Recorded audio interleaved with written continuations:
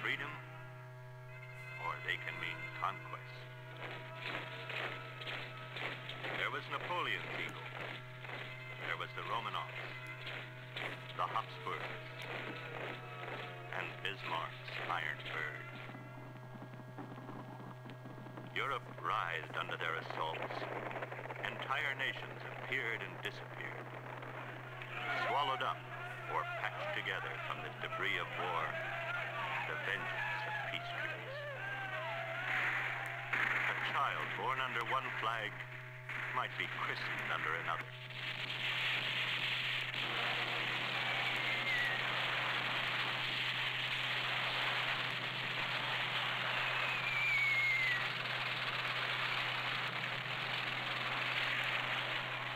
World peace is still a dream.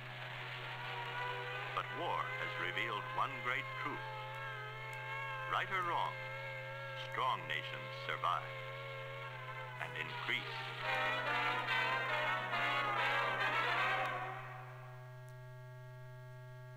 Defense used to be a simple thing. A shield against a sword. A castle wall. A moat. But today, the highest mountain is too low to serve as a wall, and the widest sea too narrow for a moat.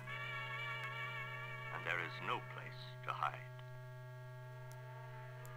Defense today means that a nation must be able to see far beyond its own borders, to keep watch over the topless corridors of air, the open road to conquest, to look deep into countries beyond, alert for movement, concentration, the massing of men and arms.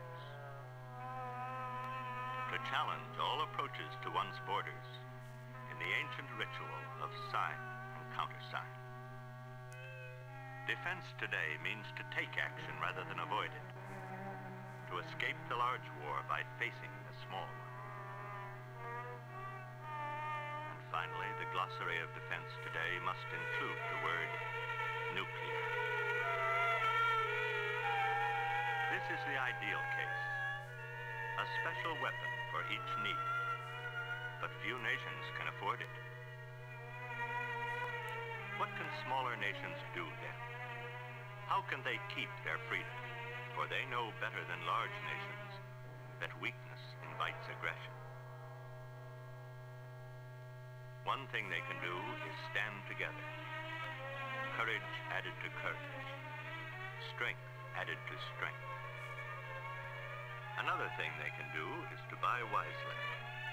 For smallness has its advantages. Less territory to protect, shorter ranges. The wisest buy would be a weapon, a single weapon, which can play all the roles in modern defense.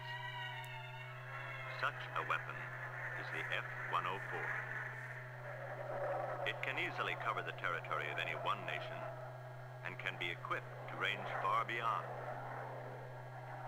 Nothing can fly higher. Nothing can fly faster.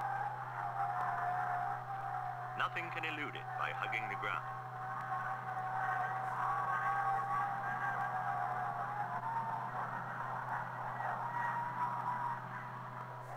The F-104 is a tower in the sky from which men can keep vigil over their homeland. Bad weather will not hamper the vigil, nor will darkness end it. There is always someone on watch, ready to change from guardian angel to angel of destruction.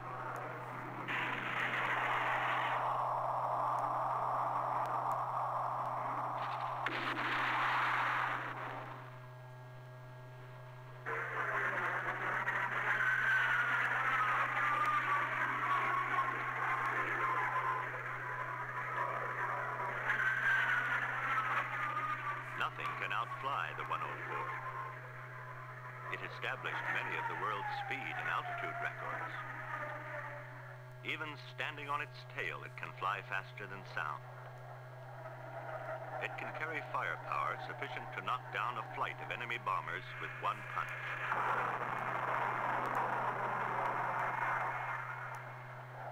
is equally adept in the many precise roles of close support. Even though we have entered the nuclear age, conventional techniques remain highly important. Strafing is far from outmoded.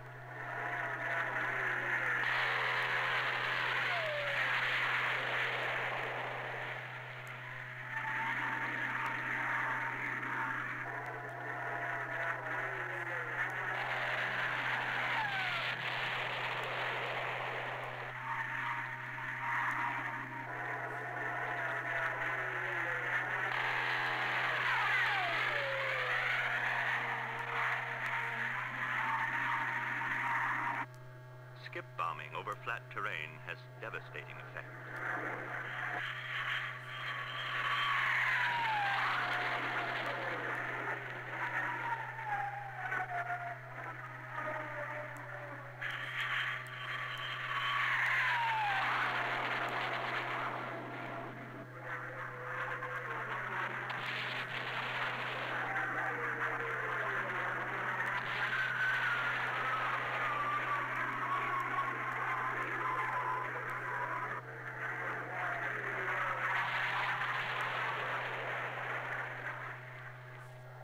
Firebombing is a good way to flush out an entrenched opponent without sacrificing ground forces.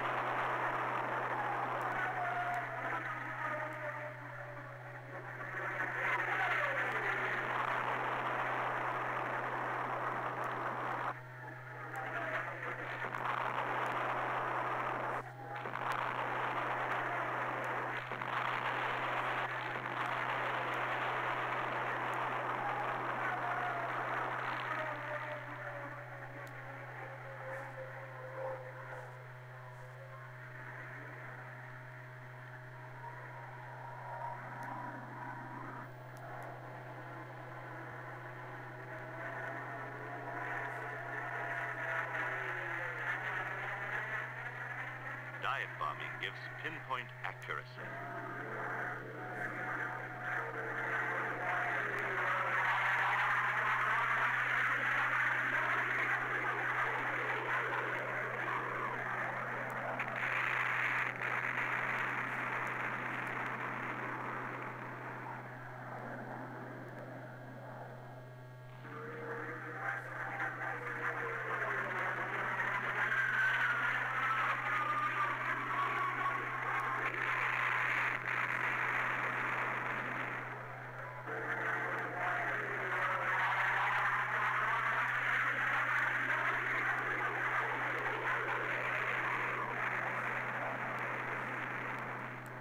There may be occasion for high-altitude precision bombing.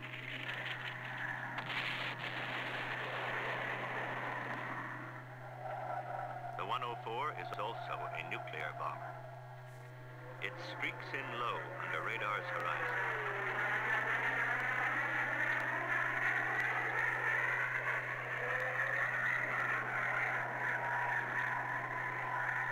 It zooms up to loft its load.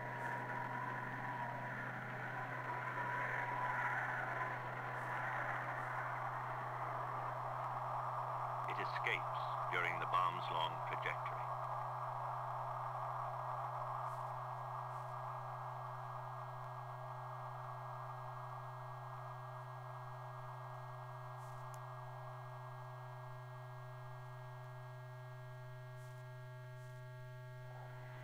In short, whatever the defense need: surveillance, interception,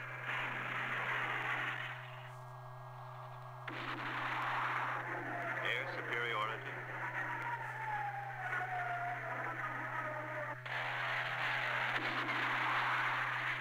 close support,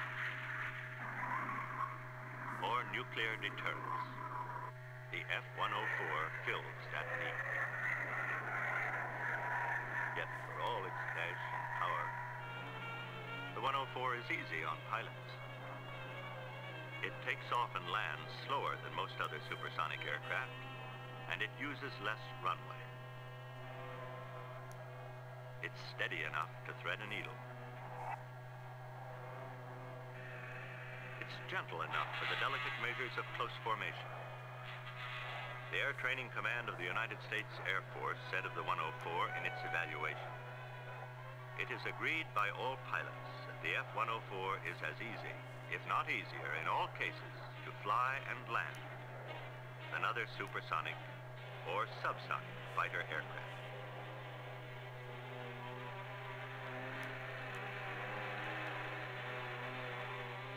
And down on the ground, the men who stand behind the pilot, who change the tires and the engines and hang the weapons. These men have found the 104 very easy to get along with.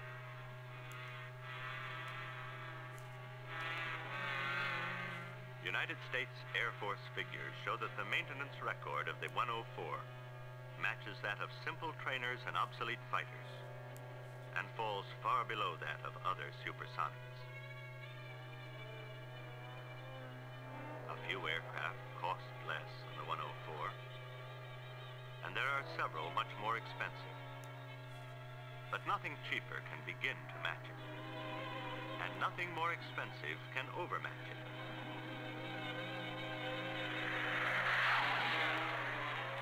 Several of the world's free nations have already armed themselves with this potent weapon, forgetting national differences in the larger cause of freedom. The prime advantage lies in the 104's versatility, the purchase of one aircraft rather than several. But there are other advantages. Manufacture of these aircraft can take place in the home nation, allowing practical adjustments in fiscal policy, increasing employment opportunities, keeping alive important crafts and professional skills. Many lands will soon see and hear the F-104 and call it their own. For it is not primarily an American airplane. It was shaped on the anvil of the Korean War, a conflict borne by all free nations. Any nation that calls itself free and intends to remain free has a right to the F-104, a right to build it for themselves, and a right to fly it in defense of freedom. For, as has been learned most bitterly, the strength of one free nation is the strength of all. The weakness of one, the weakness of all. Freedom as a word may grow tired, but freedom as a way of life will not. For freedom is what a man calls home, city, town, or village. He may have been born there and chosen to stay, or he may have moved on, but he chose. Freedom is a man's work, new or centuries old. And while work may be a burden, it is also a pride when a man is free. Freedom is a man's children, green growth on an old branch, remembrance of what was good and hope for better. Freedom is a man's leisure, his time in the sun, his slow walk through beauty, his holidays, his festivals. Freedom is a man's institutions, his commerce, his laws, his parliaments, his endless struggle to substitute the vote for the fist. And freedom is a man's reach for heaven, his need of a God to lift him high.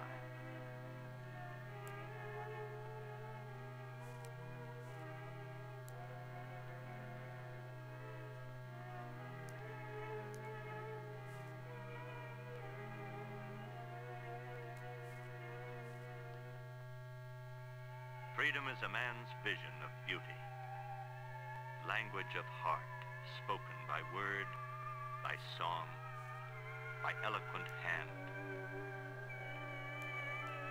Freedom at best is man's kindest picture of himself.